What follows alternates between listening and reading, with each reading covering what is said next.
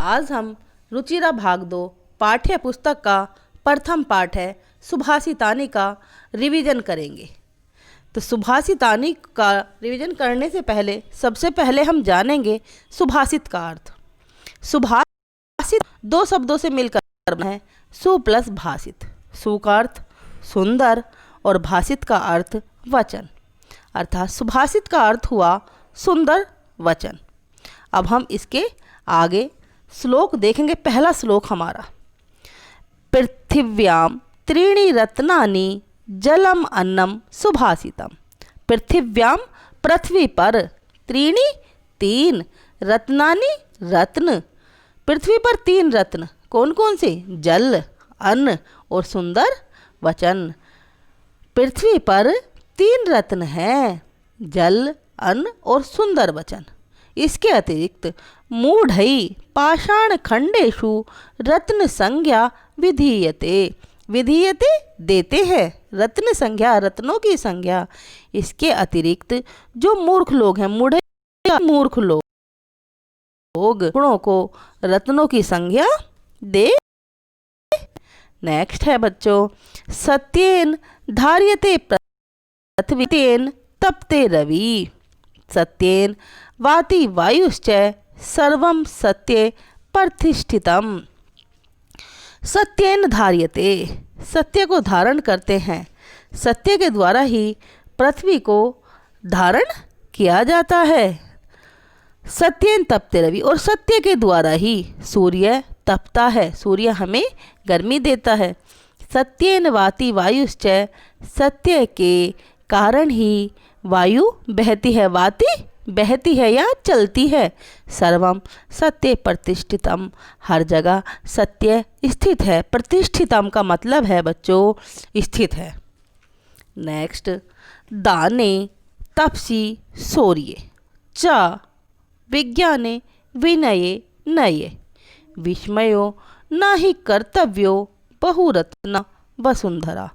इन्होंने कहा कि दान करने में, तपस्या करने में शौर्य, अपनी बल और शक्ति, और चय का अर्थ होता और, विज्ञान के लिए, विनय के लिए, विनम्रता के लिए, और न्याय करने के लिए विस्मय नहीं कर्तव्य, कभी भी आश्चर्य नहीं करना चाहिए। विस्मय आश्चर्य नहीं करना चाहिए। क्यों? बहुरत्ना वसुंधरा, क्योंकि हमारे इस पृथ्वी पर बहुत सारे रत्न हैं। कहने का भाव है कि हमें 6 कार्यों में, 6 चीज़ों के लिए कभी आश्चर्यचकित नहीं होना चाहिए। कौन कौन से हैं वे? दान, तप, शौर्य, विज्ञान, विनम्रता और न्याय। इन 6 चीज़ों के लिए कभी हमें आश्चर्यचकित नहीं होना चाहिए, क्योंकि ये जो हमारी प्रकृति है, ये जो हमारी पृथ्वी है, ये बहुत सारे रत्नों से भरी हुई है।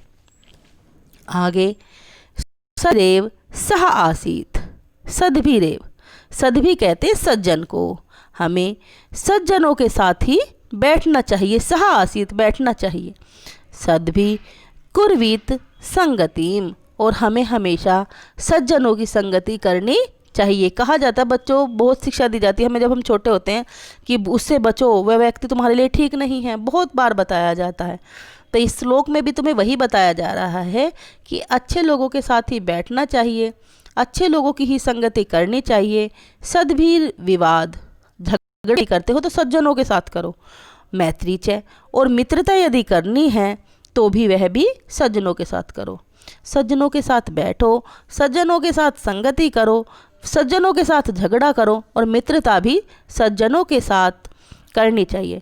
ना सद्भि किंचिद आचरेत, हमें असज्जनता का या बुरा कोई भी कार्य कभी नहीं करना चाहिए, या हमें कभी भी अशिष्ट आचरण नहीं करना चाहिए।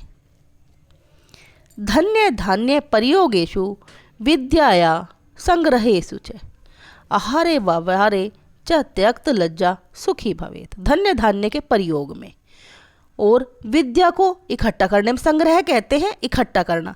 धन धान्य का प्रयोग करो और विद्या को इकट्ठा करने में, आहारे व्यवहारे, आहार में और व्यवहार में, आहार खाने में और किसी के साथ व्यवहार करने में जो व्यक्ति शर्म नहीं करता है, त्यक्त लज्जा, लज्जा को छोड़ देता है, त्यक्त छोड़ देना, लज्जा छोड़ देता है सुखी भवेत, वह व्यक्ति हमेशा ही सुखी रहता है।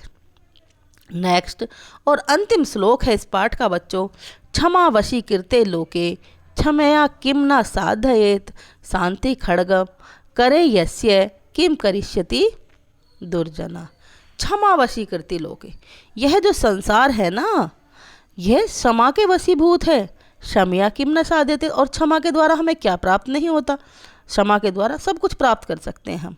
शांति खड्गा, जिसके हाथ में करे, हाथ में जिस व्यक्ति के हाथ में शांति रूपी खड्ग है, किम करिष्यति दुर्जना, उस व्यक्ति का बुरा व्यक्ति कुछ नहीं बिगाड़ सकता है।